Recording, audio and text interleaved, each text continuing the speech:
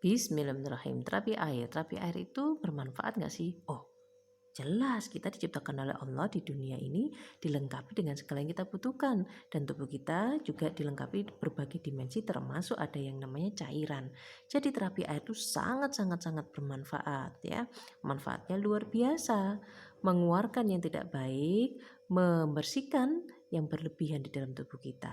Nah, pertanyaan itu sama seperti kalau kita cuci baju, mana yang kita butuhkan? Sabunnya atau airnya, mana lebih penting? Tentu airnya jauh lebih penting. Ada sabunnya tapi nggak punya air, gimana? Meskipun nggak ada sabunnya tapi ada airnya, masih terasa lebih bersih. Sama seperti itu. Yang jadi pertanyaan, air seperti apa yang kita pakai, yang kita gunakan untuk terapi air? Air yang bagus itu bahkan untuk seorang bayi pun tidak akan menyebabkan penyakit atau tidak menyebabkan masalah. Entah sekedar perut kembung yang bisa kemudian nyelentrek, bisa kemudian efek domino ke ketidaknyamanan yang lain, atau bahkan memicu yang semakin besar rasa tidak nyamannya alias sakit ya. Bahasa sederhananya, air yang alami itu kompatibel dengan tubuh kita. Dulu kita sudah dikaruniai cara berpikir yang baik menurut saya ya. Lalu kenapa tiba-tiba atas nama pembangunan kita bisa bergeser ke arah yang menurut saya tidak seharusnya, sepatutnya atas nama pembangunan kemudian air itu diakumulasi, diatur oleh salah satu pihak. Akhirnya apa yang terjadi? Ya, kita sama-sama tahu ya, karena dia dialirkan dari jauh kemudian melalui pipa-pipa, takut ada bakteri maka diberilah kaporit atau yang lain. Bahkan juga banyak air-air yang kotor ya, diberi bahan kimia lebih banyak lagi kemudian disebarkan ke masyarakat. Kita dulu punya sumur, paling tidak satu sumur bisa untuk beberapa rumah tangga, dan tanah kita terbuka sehingga ada serapan air. Yang dibutuhkan bukan hanya serapan air ketika hujan untuk menyimpan air dalam tanah, tapi juga yang sebetulnya dibutuhkan untuk menjaga kualitas air yang baik juga sangat butuh matahari ya, juga sangat butuh pohon membantu semuanya. Tanpa kita harus memahami secara ilmu pengetahuan, secara logika, sebagaimana Nabi Ibrahim juga menemukan Allah dan akhirnya menemukan kebenaran bahwasanya dirinya adalah ciptaan Allah, Tuhan itu harus sesuatu yang lebih besar. Itu juga diawali dari mengamati lingkungan. Para nabi tidak ada universitasnya. Manusia dari zaman dulu sampai sekarang pun sebetulnya sama ya. Nomor satu adalah karunia, petunjuk, rahmat dari Allah, itu yang paling penting. Boleh jadi kita kuliah, tapi kenapa kok banyak orang yang berpendidikan tinggi hidup kita semakin runyam kayak gini, banyak hal yang tidak masuk akal ya. Boleh jadi menyandang gelar PhD tapi ternyata ilmunya, nah maka di situ kembali pada apa? Kembali kepada kebaikan hati, kebaikan jiwa, dan ini adalah bicara tentang rahmat ya, kita bicara tentang kejujuran di sini. Jadi sama seperti itu pula kita tanpa ilmu pengetahuan pun seharusnya bisa melihat kita diciptakan Allah di dunia ini.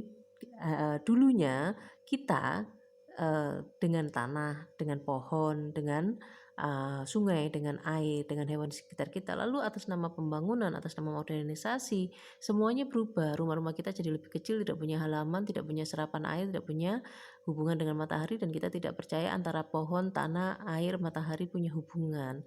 Tidak perlu kita harus menjadi orang yang berpengetahuan ya, cukup kita menjadi orang berakal, menyaksikan semuanya, maka kita sebetulnya sudah paham dengan hal seperti itu.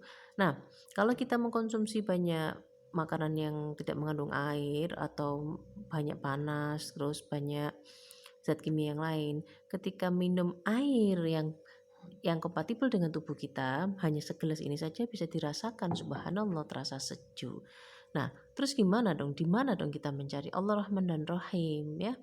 Siapa yang mau dodol rumahnya kemudian kita buat sumur atau menyiapkan, oh ya, sumur sekarang juga seringnya di dalam rumah ya, dan tidak ada sumber serapan airnya. Terus WC-nya di dalam rumah juga. Wah, itu ya luar biasa. Jadi cara hidup yang baik yang sudah diwariskan oleh nenek moyang kita dulu seharusnya tidak serta-merta di atas namakan kolot, tidak di atas namakan tradisional, tapi seharusnya di atas namakan kebaikan. Itu cara hidup yang baik, dan tidak serta-merta kita bergeser mengikuti arus yang disebut modernisasi atau globalisasi, akhirnya membawa dampak efek kesehatan yang luar biasa. Dari pengalaman saya menterapi, sebetulnya banyak penyakit itu diawali dari kurang air dan juga karena kurang gerak, kemudian kurang oksigen. Dari 3 hal yang sepele, padahal kita menghirup oksigen ya setiap hari, tapi bagian di kota besar misalnya tidak ada pohon, rumahnya semua kecil, tertutup semua pakai kipas angin. Air juga dari sumber-sumber air yang sudah disediakan oleh sebuah instansi, misalnya air pump, kemudian kita beli air mineral isi ulang, nah itu juga ada bahan kimianya ya, makanya bayi minum pun juga bisa jadi kembung. Kita sudah berlebih zat kimia dari tanaman yang kita tanam berkimia ya. Tanah itu akhirnya kehilangan kesuburannya karena terus kasih kimia. Cari lintah aja di sawah semakin susah, cari ikan-ikan itu juga semakin susah karena sudah puluhan tahun kita menggunakan bahan kimia. Di makanan pokok kita itu ada, kemudian di makanan yang tidak pokok, cemilan-cemilan juga mengandung pengawet kan. Pengawet itu aman kalau tidak mencapai nilai ambang batas sekian miligram. Lah miligram itu kok kita terus-menerus konsumsi gimana? Belum lagi kita tidak mengkonsumsi makanan yang berbasis air, karena kalau kita jualan yang berbasis air seperti kekes-kekes itu, gabin-gabin, ya tentu saja nggak bisa awet, nggak bisa tahan lama. Nah, terus kita sudah banyak berbasis kimia, terus kita juga tidak mengurangi yang berbasis kimia lainnya seperti obat, kemudian kimia lainnya seperti makanan tambahan ya, kemudian nambah kelezatan makanan, itu kita nggak pilih yang alami yang hanya sekedar masih lembab seperti kecap ikan menurut saya. Terus tapi nggak perlu, jangan ada MSG-nya, ternyata ada MSG-nya juga. Itu kan terbuat dari kedelai dan dia masih sifatnya lembab karena ada airnya. Itu menurut saya nggak terlalu cepat mengeringkan. Kemudian kita juga sudah berbasis konsumsi yang tidak mengandung air tadi, berbasis kimia di makanan, di obat kita. Kemudian kita masih tidak berbasis air, kita lebih suka air minuman yang berasa-rasa daripada yang jernih. Maka permasalahan kita jadi kompleks. Nah, kalau kita ketemu sama air yang kompatibel dengan tubuh kita, yang dirahmati Allah, maka itu sangat membantu. Belum lagi berbasis gula ya, gula yang berlebih. Coba kita lihat semuanya berbahan tepung. Kemudian selain berbahan tepung, masih tambahkan gula, misalnya seperti roti dari tepung. Kemudian supaya lebih lezat lagi kita tambahkan gula. Terus telur tuh ada di mana-mana, di cookies, di gabin-gabin, di crackers, banyak yang mengandung gula tambahan. Tentu saja dari tadi tepung yang utama, terus masih ditambahi dengan yang namanya itu tadi gula ya. Nah, akhirnya berlebih. Makanya kalau kita terapi air sangat membantu membersihkan. Logikanya sederhana, seperti kita cuci baju, bagian yang paling penting adalah air, elemen paling pentingnya. Jadi terapi air bermanfaat. Mohonlah kepada Allah, maka kita akan pasti ditemukan ya. Pasti akan temukan dengan sumber air seperti ini. Ini kita juga ngambil dari sumber air yang alhamdulillah disediakan oleh Allah, nggak tahu sampai kapan ya. Kalau ada kelapangan rezeki lebih pinginnya sih tanahnya dibeli.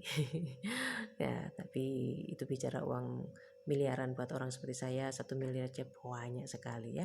Nah, dimohonkan menjadi baik. Jadi terapi air, insya Allah seperti di sini air kemasan masih ada yang bisa dipilih ya. Kemasan lokal itu menurut saya masih segar, karena saya sendiri tidak tawar kalau minum yang ada kimianya, langsung pusing, paling tidak perut kembung, rasanya tidak nyaman, tubuh terasa berat ya. Nah, itu masih ada beberapa, tidak bisa disebutkan merek. Insya Allah Allah itu Rahman dan Rahim ya, pasti ada di sekitar kita.